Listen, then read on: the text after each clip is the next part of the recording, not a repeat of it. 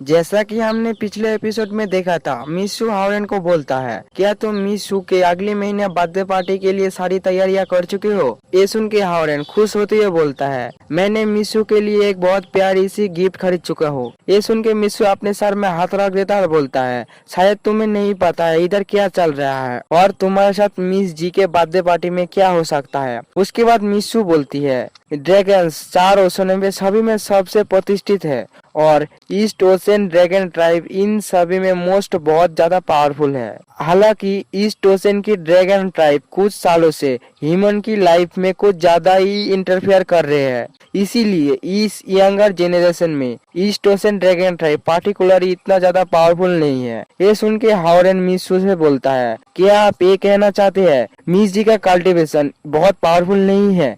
ये सुन के मिसू बोलती है, वेस्ट ओशन ड्रैगन ट्राइब अभी के लिए पावरफुल हो रहा है।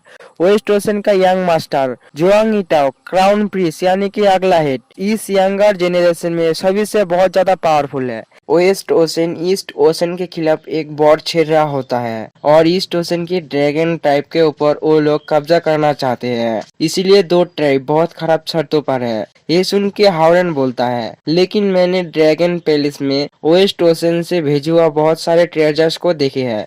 ये सुन के मिसू की तरफ दिखाया जाता है जो कुछ पी रहा होता है और हावरेन भी कुछ पी रहा होता है। मिसू बोलता है, तुम बहुत भोले हो इसलिए इस बात को समझ नहीं पाए।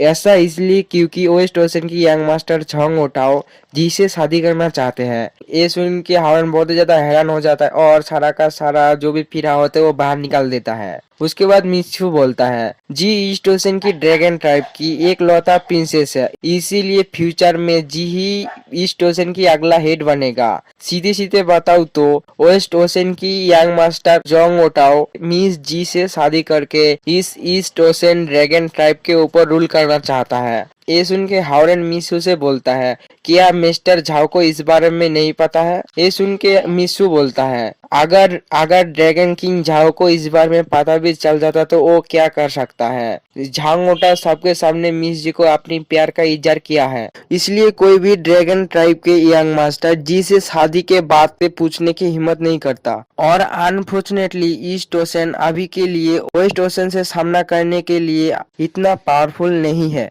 और तो और तुम एक ह्यूमन हो, तुम जब मिस्टेक से मिस जी का ड्रैगन कोर को निकाल लिया और मिस जी से तुमने एंगेजमेंट भी कर लिया। ये बात को देख के सभी लोग बहुत ही ज्यादा हैरान हो चुका है और मिस जी के बर्थडे पार्टी में हर कोई तुमको टारगेट कर सकता है। हमें दिखाते हावरेन को जो मिस जी पहली बार कैसे मिला होता है और कैसे ड्रैगन कोर को हावरेन के अंदर चला गया है यही सोच रहा होता है। उसी वक्त फिर से मिसू बोलता है, उसके बाद भी वेस्ट ओशन अपने प्लान के ऊपर गिव अप नहीं करेगा। जी को जिंग इटाओ के साथ शादी के लिए जी के ऊपर प्रेशर दे सकता है। और ऐसा भी कहा जाता है वेस्ट ओशन के पास बहुत सारे एल्डर उन लोगों के सपोर्ट के लिए है। ये सुन के हावरेन हैरानी से मिसू से पूछता है, क्या वो लोग जी को फोर्स भी कर सकते हैं शादी के लिए?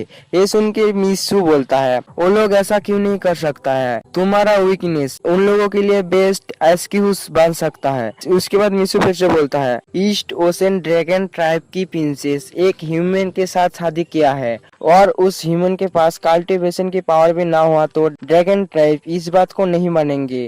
वेस्ट ओशन ड्रैगन ट्राइब और कोई ड्रैगन ट्राइब भी इस बात को नहीं मानेगा। ये सुन के हावरेन मिसू को बोलते हैं, तो क्या मैं मिस जी को एक बहुत बड़ी खतरे में डाल दिया हूँ? ये सुन के मिसू बोलती है, इसीलिए तुम ब्रेक थ्रू करके कान रेला में पहुँचो और कल्टीवेटर बनो, वरना तुम और मिस जी कहीं के नहीं रहोगे और बर्बाद हो जाओगे। ये सुन के हावरेन मिसू को बोलता है, लेकिन मैंने पहले ही ब्रेक थ्रू करके लेवल 3 तक पहुंच चुका हूं और स्पीड कंसंट्रेशन स्किल को भी समझ चुका हूं। ये सुन के मिसू बोलता है, कुछ रीजन की वजह से भले ही तुम तीसरे लेवल तक पहुंच चुके हो, लेकिन तुम्हारी स्पिरिचुअल एनर्जी अभी तक कान रेलम के लिए इनफ नहीं है। ये सुन के हावरेन बोलता है, हालांकि मैंने ब्रेक थ्रू करने का तरीका और अपनी स्पिरिचुअल एनर्जी को बढ़ा के कान रेलम में पहुंचने का तरीका मिल ही जाएगा, लेकिन मैं किसी को भी मिस जी को चोट पहुंचाने नहीं दूंगा, चाहे कुछ भी हो जाए। उसके बाद कुछ देर बाद बाहर का सीन दिखाया जाता है जहाँ पे हावरेन इन सभी बातों को सोच के जा रहा होता है उसी वक्त हावरन के पीछे उसकी चश्मे वाला दोस्त उस हावरन को चिल्लाते को बुलाता है और बोलता है, हावरन ये खूबसूरत लड़की की जोड़ी तुम्हें हर जगह पे ढूंढ रही है। ये सुन के हावरन जैसे शर्माते हुए पीछे देखती है, उसी वक्त दिखा है दो लड़कियों को जो हावरन के दोनों हाथ को दो तरफ से पकड़ लेती है। और इसी के साथ हमारा एपिसोड एंड